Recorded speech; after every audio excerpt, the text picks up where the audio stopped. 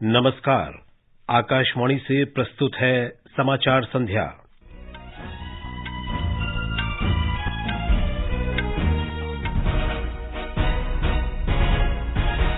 गुजरात में विधानसभा चुनाव के लिए सभी राजनीतिक दल जोर शोर से प्रचार में जुटे।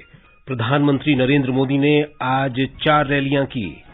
रांची, अहमदाबाद और मलप्पुरम में खसरे के बढ़ते मामलों की समीक्षा के लिए 3 उच्च स्तरीय विशेषज्ञ दलों का गठन किया गया। ग्रामीण क्षेत्रों में पानी की समस्या के समाधान के लिए मिशन अमृत सरोवर के अंतर्गत 25,000 से अधिक सरोवरों का निर्माण। अंतर्राष्ट्रीय मोटा अनाज वर्ष के शुभारंभ से पहले इसकी तैयारियों के संबंध में नई दिल्ली में कल एक समारोह आयोजित किया जाएगा। इंडोनेशिया में सोमवार को आए भूकंप में 260 से अधिक लोगों की मौत के बाद बचाव और तलाश अभियान जारी। और फीफा विश्व कप में एक और बड़े उलटफेर में जापान ने जर्मनी को 2-1 से हराया।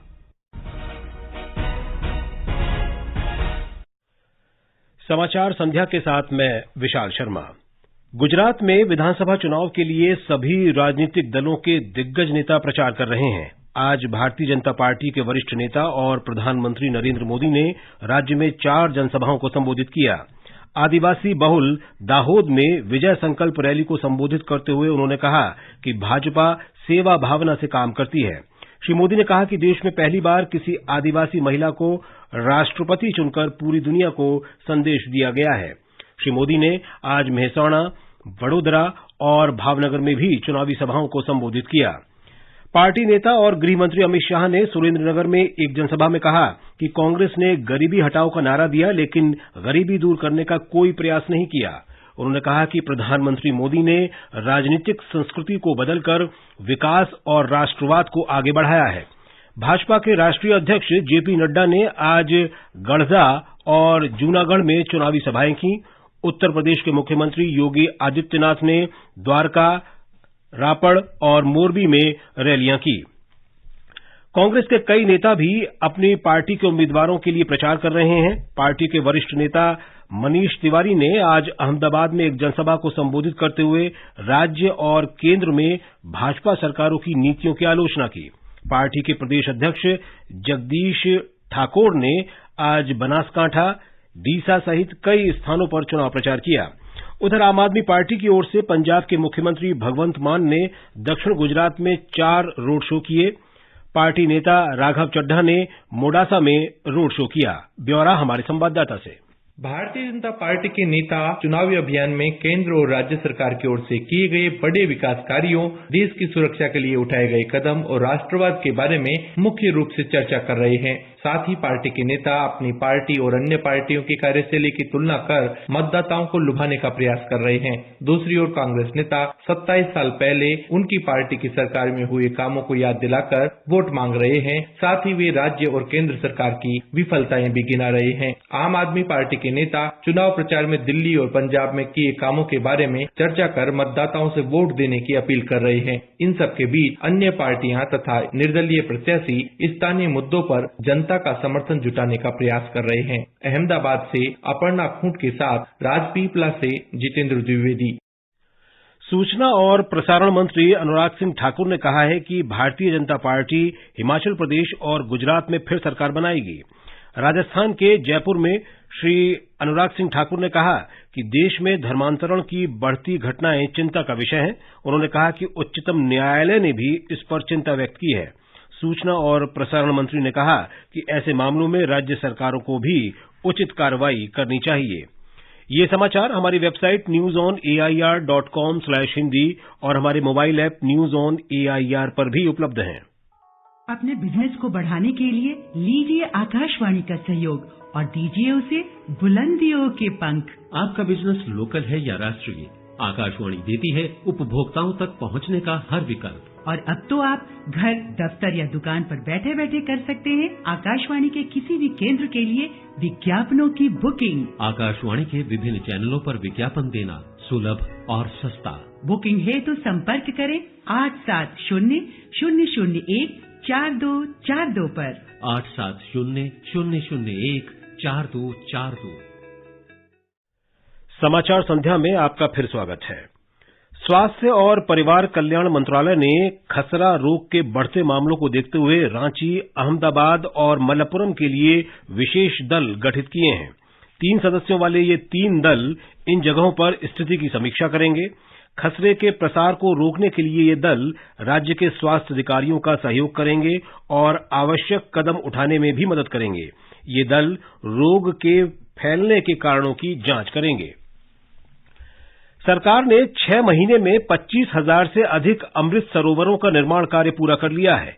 अमृत सरोवर अभियान के अंतर्गत अगले वर्ष 15 अगस्त तक 50,000 अमृत सरोवरों के निर्माण का लक्ष्य रखा गया है। ग्रामीण विकास मंत्रालय के अनुसार इस महीने की 17 तारीख तक अमृत सरोवरों के निर्माण के लिए लगभग 90,531 स्थलों की पहचान की गई थी। इनमें से 52,245 पर काम शुरू कर दिया गया है। अमृत सरोवर अभियान की शुरुआत 24 अप्रैल 2022 को की गई थी। देश के ग्रामीण क्षेत्रों में जल संकट को दूर करने के लिए प्रधानमंत्री नरेंद्र मोदी के आह्वान पर आजादी का अमृत महोत्सव के अंतर्गत स्वतंत्रता के 75वें वर्ष में प्रत्येक जिले में 75 अमृत सरोवरों के निर्माण का संकल्प लिया गया था। जल संसाधन विभाग ने आज नई दिल्ली में वेस्टर्न सिडनी यूनिवर्सिटी, ऑस्ट्रेलिया और भारतीय प्रौद्योगिकी संस्थान गुवाहाटी के सहयोग से यंग वाटर प्रोफेशनल प्रोग्राम के समापन कार्यक्रम का आयोजन किया। अंतर्राष्ट्रीय मोटा अनाज वर्ष के शुभारंभ से पहले इसकी तैयारियों के संबंध में नई दिल्ली में कल एक समारोह आयोजित किया जाएगा। इसमें विदेश मंत्री डॉक्टर एस जयशंकर और कृषि मंत्री नरेंद्र सिंह तोमर शामिल होंगे। विदेशी दूतावासों के प्रमुख भी समारोह में भाग लेंगे। 2023 को अंतर्राष्ट्रीय मोटा अनाज वर्ष के रूप में मनाया जाएगा। बाली में हाल में संपन्न G20 शिखर सम्मेलन में प्रधानमंत्री नरेंद्र मोदी ने मोटे अनाज के लाभों का महत्व बताते हुए कहा था कि बाजरा वैश्विक कुपोषण और भूख की समस्या को हल कर सकता है। एक रिपोर्ट। तेजी से बढ़ती वैश्विक आबादी की खाने की जरूरत पूरा करने के लिए खाद्यान्नों, खासकर मोटे अनाजों के अधिक उत्पादन की जरूरत है। एक अनुमान के अनुसार अफ्रीका और एशिया में 90 मिलियन से अधिक लोग अपने आहार के लिए मोटे अनाजों पर निर्भर हैं। मोटे अनाजों को काफी पोषणकारी और स्वास्थ्यवर्धक माना जाता है। मोटे अनाजों में प्रोटीन, फाइबर, खनिज, लोहा और कैल्शियम प्रचुर मात्रा में पाए जाते हैं। भारत इन अनाजों के उत्पादन में प्रमुख स्थान रखता है। मोटे अनाजों के एशिया में कुल उत्पादन में 80% और वैश्विक उत्पादन में 20% का योगदान भारत का है। भूपेन्द्र सिंह, आकाशवाणी समाचार, नई दिल्ली। विदेश मंत्री डॉक्टर एस जयशंकर ने ईरान के उप विदेश मंत्री बाघेरी कनी से आज नई दिल्ली में मुलाकात की। दोनों नेताओं ने द्विपक्षीय सहयोग, क्षेत्रीय मुद्दों और संयुक्त व्यापक कार्य योजना पर चर्चा की। भारतीय नौसेना की 3 दिवसीय शीर्ष स्तरीय क्षेत्रीय रणनीतिक वार्ता हिंद प्रशांत क्षेत्रीय वार्ता 2022 आज नई दिल्ली में शुरू हुई। यह एक वार्षिक अंतर्राष्ट्रीय सम्मेलन है जो विचारों के आदान प्रदान और हिंद प्रशांत से संबंधित समुद्री मुद्दों पर विचार विमर्श को बढ़ावा देता है। रक्षा राज्य मंत्री अजय भट्ट ने इस अवसर पर कहा कि भारत समुद्री क्षेत्र में खतरों से निपटने के लिए पूरी तरह से तैयार है। भारतीय विशेष बल की टुकड़ियों का एक दल वर्तमान में कारावांग में संगगा बुआना प्रशिक्षण क्षेत्र में इंडोनेशियाई विशेष बलों के साथ एक द्विपक्षीय संयुक्त प्रशिक्षण अभ्यास गरुण शक्ति कर रहा है। ये सैन्य से सैन्य आदान प्रदान कार्यक्रम का एक हिस्सा है। राष्ट्रपति द्रौपदी मुर्मू 30 नवंबर को राष्ट्रपति भवन में वर्ष 2021 के लिए तेनजिंग नोर्गे राष्ट्रीय साहसिक पुरस्कार प्रदान करेंगी। युवा मामले और खेल मंत्रालय ने आज इन पुरस्कारों की घोषणा की। ये पुरस्कार 4 श्रेणियों भूमि, जल तथा हवाई क्षेत्र में साहसिक कार्यों और लाइफ टाइम अचीवमेंट के लिए दिया जाएगा। ग्रुप कैप्टन भवानी सिंह सम्याल को लाइफ टाइम अचीवमेंट अवार्ड दिया जाएगा। रक्षा अनुसंधान और विकास संगठन डीआरडीओ द्वारा विकसित कम तीव्रता वाले रक्षा उत्पादों का संग्रह आज जारी किया गया। केंद्रीय गृह सचिव अजय कुमार भल्ला और डीआरडीओ अध्यक्ष डॉक्टर समीर वी कामत ने यह संग्रह जारी किया। इस संग्रह में छोटे मोटे संघर्षों के लिए 100 से अधिक तकनीकों, प्रणालियों और उत्पादों को शामिल किया गया है। यह संग्रह केंद्रीय सुरक्षा बलों के लिए सूचना के मूल्यवान भंडार का काम करेगा। ये समाचार आकाशवाणी से प्रसारित किए जा रहे हैं। ताजा समाचार जानने के लिए आप हमारे Twitter handle @AIR News Hindi को फॉलो कर सकते हैं। ये आकाशवाणी है। प्रसार भारती आज अपनी स्थापना की रजत जयंती मना रहा है। इसका गठन वर्ष 1997 में आज ही के दिन एक सांविधिक स्वायत्त इकाई के रूप में किया गया था। इसमें दूरदर्शन और आकाशवाणी शामिल हैं। प्रसार भारती के मुख्य कार्यकारी अधिकारी गौरव द्विवेदी ने कहा कि प्रसार भारती देश और विदेश के सामने आई चुनौतियों के दौरान लोगों के साथ मजबूती से खड़ा रहा है।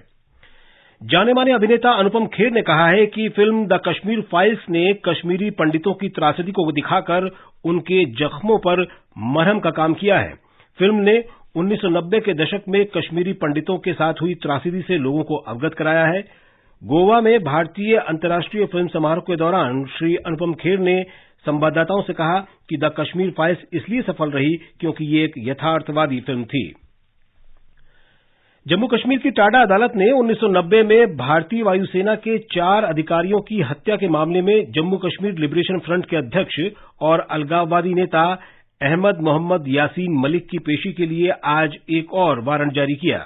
हमारे संवाददाता ने खबर दी है कि यासीन मलिक ने टाडा अदालत से अपील की थी कि उसे गवाह के रूप में जम्मू की सीबीआई अदालत में पेश होने की अनुमति दी जाए। इंडोनेशिया में सोमवार को आए भूकंप के बाद बचाव और तलाश अभियान जारी है। पश्चिम जावा के राज्यपाल रिदवान कामिल ने एक समाचार चैनल को बताया कि सोमवार के भूकंप के बाद से इस क्षेत्र में करीब 140 झटके महसूस किए गए हैं। भूकंप में अब तक कई बच्चों सहित 268 लोगों की मृत्यु हो चुकी है। अभी भी 151 लोग लापता हैं और 1000 से अधिक लोग घायल हैं। और अब आर्थिक जगत की खबरों के साथ हैं निखिल कुमार। बॉम्बे स्टॉक एक्सचेंज का सेंसेक्स 92 अंक चढ़कर 61,510 पर बंद हुआ। नेशनल स्टॉक एक्सचेंज का निफ्टी 23 अंक की मामूली बढ़त से 18,267 पर पहुंच गया।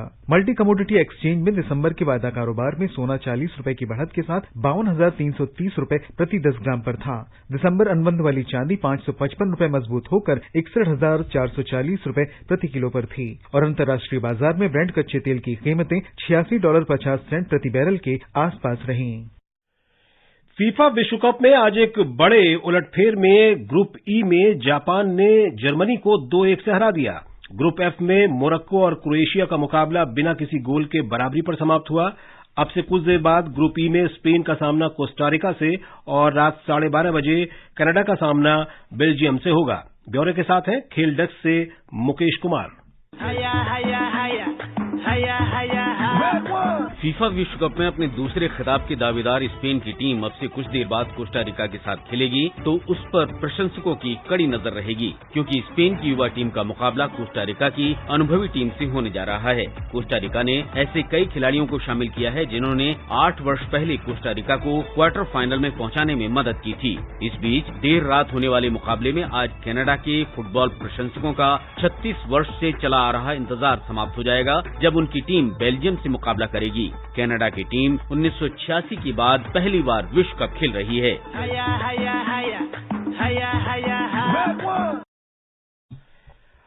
राष्ट्रपति द्रौपदी मुर्मू ने गुरु तेग बहादुर के शहीदी दिवस की पूर्व संध्या पर उन्हें श्रद्धांजलि अर्पित की है। राष्ट्रपति ने एक संदेश में कहा कि गुरु तेग बहादुर ने धर्म के लिए अपने प्राणों की आहुति दी, जिसे हमेशा याद किया जाएगा। राष्ट्रपति ने गुरु तेग बहादुर की शहादत को मानवता के लिए बलिदान बताया।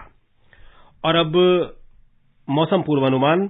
राष्ट्रीय राजधानी दिल्ली में आसमान में धुंध छाए रहने के आसार हैं। मुंबई में आमतौर पर आसमान साफ रहेगा। कोलकाता में आंशिक रूप से बादल छाए रहेंगे और चेन्नई में सामान्यतः बादल छाए रहेंगे। हल्की वर्षा के आसार हैं। श्रीनगर में आमतौर पर आसमान साफ रहेगा। अंत में मुख्य समाचार एक बार फिर। गुजरात में विधानसभा चुनाव के लिए सभी राजनीतिक दल जोर शोर से प्रचार में जुटे। प्रधानमंत्री नरेंद्र मोदी ने आज 4 रैलियां की। रांची, अहमदाबाद और मलप्पुरम में खसरे के बढ़ते मामलों की समीक्षा के लिए 3 उच्च स्तरीय विशेषज्ञ दलों का गठन किया गया। ग्रामीण क्षेत्रों में पानी की समस्या के समाधान के लिए मिशन अमृत सरोवर के अंतर्गत 25,000 से अधिक सरोवरों का निर्माण। अंतर्राष्ट्रीय मोटा अनाज वर्ष के शुभारंभ से पहले इसकी तैयारियों के संबंध में नई दिल्ली में कल एक समारोह आयोजित किया जाएगा। और फीफा विश्व कप में एक और उलटफेर में जापान ने जर्मनी को 2-1 से हराया। इसके साथ ही समाचार संध्या का ये अंक समाप्त हुआ। नमस्कार।